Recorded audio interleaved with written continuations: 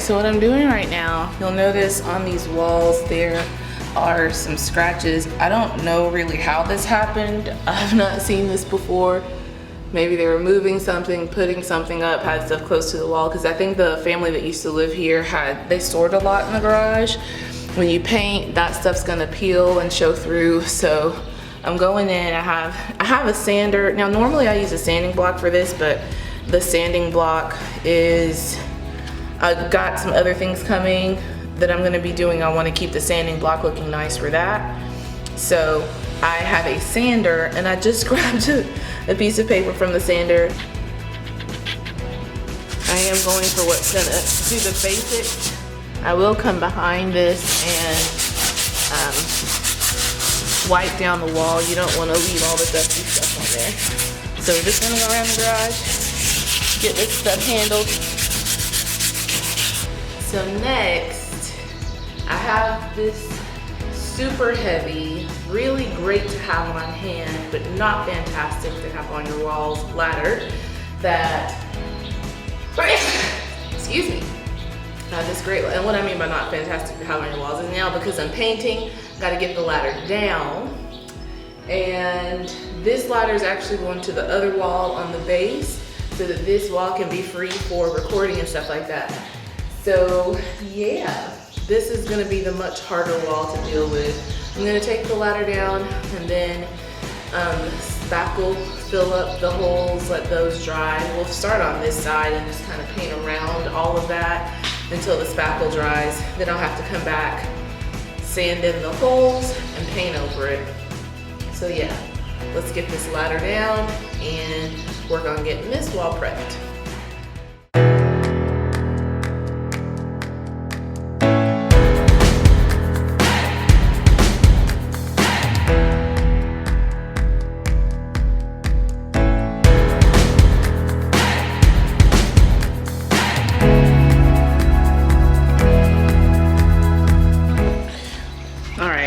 Now we are about to do some patching, some drywall patching using an awesome little tool or product called spackle.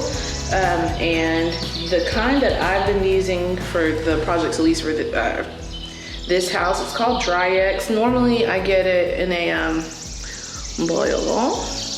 Normally I get spackle in a tub or like in a little container. This I had as a handy something I bought for some project. It's all I had because my tubs had dried out because I didn't cover them well enough. If you cover it, it doesn't dry out. So yeah, I just opened this container. It's spackling nail hole filler.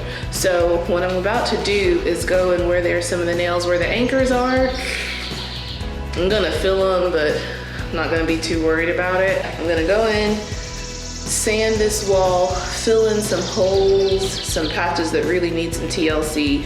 And when it goes on pink, when it's white, it's ready to sand and paint. So I'm gonna fill these holes. Because they're not very big ones, it really shouldn't take more than an hour or so for it to dry, maybe 2, I don't know. But we have a whole big old wall. And then even the space around it, because of the fact that all the paint is going on today, if I spackle those holes, let those dry, and then just do, the broad area around the holes and then come back and fill in the areas around the holes later, it's not gonna be that big a deal. For something like this where the paint is peeling so terribly, I'm gonna need to sand it, and I'm gonna have to put in quite a bit there. That's a bigger hole. Okay, so now I'm about to try my hand at something I have never done before. So it's risky because this is the only pail of paint that I have. But I'm gonna try tinting it. I really want a nice pale pink, creamy, palish pinky color in here. So I have some paint colorant called Mixol that I'm gonna use. Let me see. I have 2 colors. I have a brown color that should help get more of a cream. Oh, and then I have red for pink, so, because I want to get the pink. Well, let's see what happens. Applied a bit there. That's a bigger hole.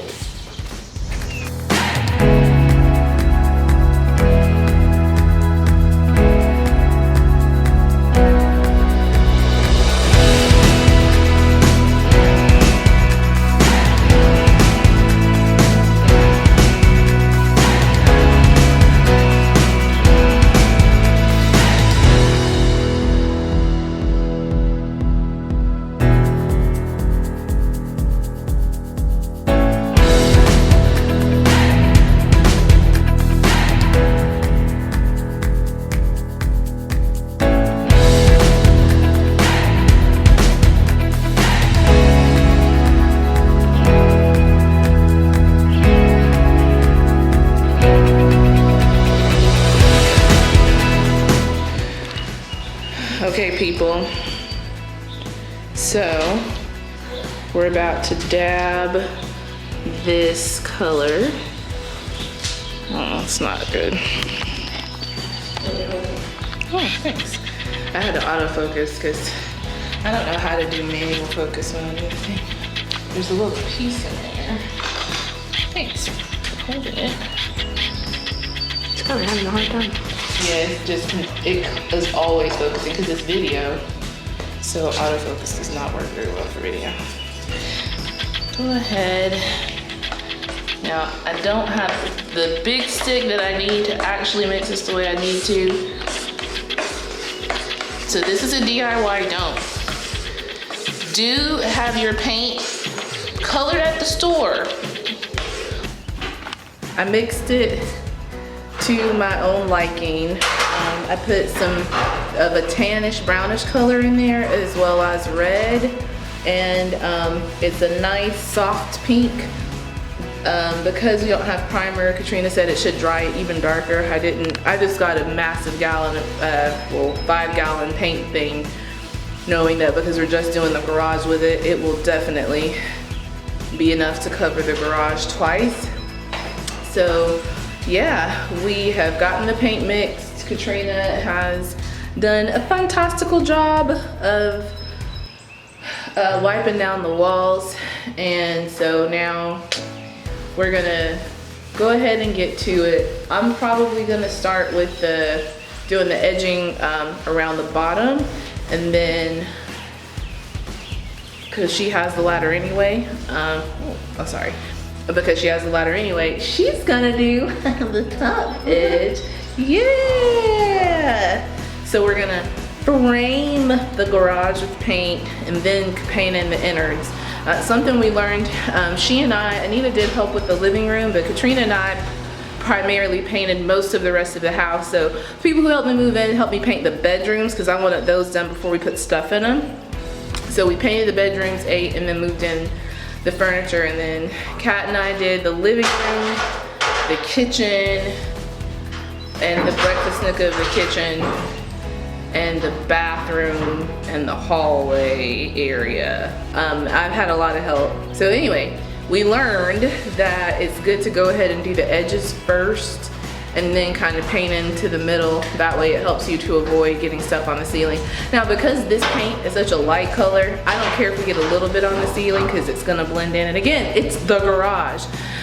And the purpose of this isn't to show you necessarily how to do a completely perfectly professional job, but if you're learning how to do it on your own, here's some things that you can do where you have a really, really good result when you can't pay a professional to do it and you need to do it on your own, or you want to learn how to. And the beautiful thing about painting, DIY, it's your own canvas. If you own the place, you can do it as much as you want, or if you have a landlord who lets you paint, as long as they approve the color, they just have to put it back together, you can do as much as you like. So anyway, you can't mess it up because you can always start over.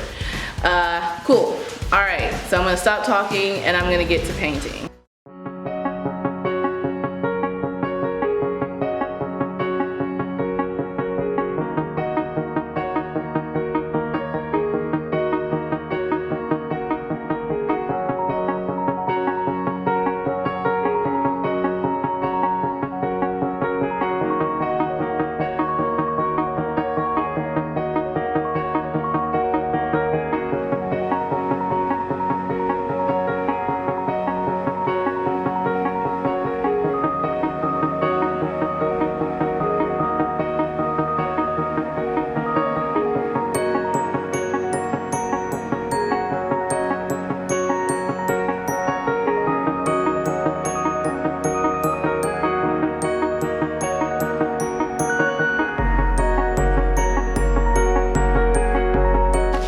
All right, so I don't have a good way to do the videography super well as we're going all about the garage and we're just trying to get the thing done, but I did want to give you an update. So I'm going to show you what I mean by framing. Oh, don't worry, we're working. Framing out. That is an Alicia term. It's not like an official term. So here's what I mean by framing. What you want to do is go ahead and paint around the edges paint in the corners because you can't get a roller in those corners, which we learned the first time we were painting the house. Got all around that little trimmy area. You paint around your fixtures, around the opener. This is a cool rack that I have to hang up like a rake, outdoor brooms, outdoor mops, stuff like that. Paint around there. So yeah, it's looking really good. We are coming along pretty well. Yeah, so I'm about to keep going, painting on this area, and it's gonna be fantastical. I am tired, so that's the reason why I keep pausing as I'm talking.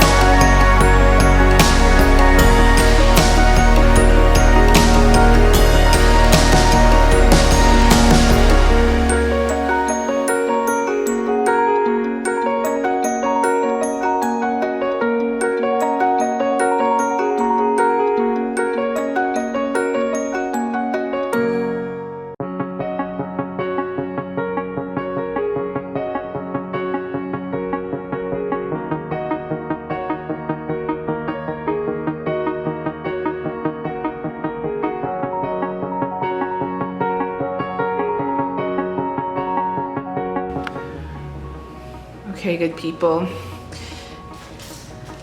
It is coming along very nicely. It's a nice, much brighter color. Katrina's wall on the first coat looks way better than my wall looked on the first coat, but it's actually drying quite a bit better than what I thought. It is a little bit splotchy, so it looks like this half is almost done. All we gotta do is get the last coat on and we should be good to go. And then it looks like probably if we do a nice, good, thorough amount on this wall, we just need one more coat of paint and we should be good to go.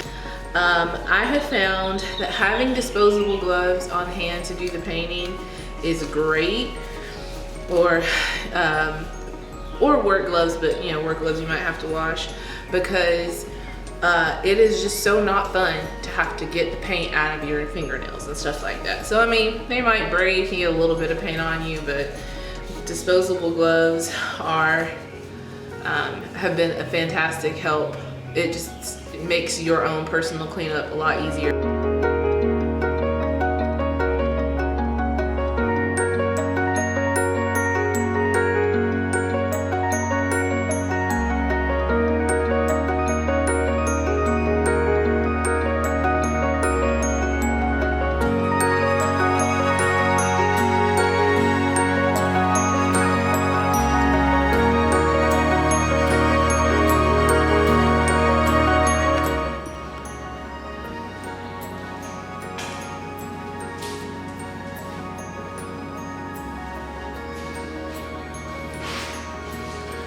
All right, it is looking so stinking good in here. It took us quite a while. We started around 10 o'clock, 10:30 prepping, and we didn't really finish until like 8:30 yesterday because the paint required so many coats. This is about 4 coats of paint that you're seeing. I don't like the paint that I use. It's the first time I used it. I will never use it again. But I'm very happy with the outcome. I was covered, but I'm very happy with the outcome. It's covered in paint yesterday. I forgot to take a picture, sorry about that. But I did wash my hands, so I got it pinned up. So today's plan is to finish. There's like a piece of the wall where the paint was literally peeling off. I guess it had been too many coats of paint, and that part of the wall had not been patched. So I'm gonna sand that down and just paint that little part. We also did the trim and painted this door. So I like it. I think I'm gonna do one more coat on the door. Goal right now, first is to patch that piece of wall, repaint that door, and then I'm gonna get started on the floor. I have a paint kit for painting the garage floor coming today. I got tons of paint on it yesterday, so I don't know how well this application is gonna go, but we're gonna give it a try. I need to sweep, and then I'm gonna have to wash it, and then there's something called etching that is, I think, stripping the floor of any grit and dirt and stuff that's in it so that the new paint adheres to it well. So here we go.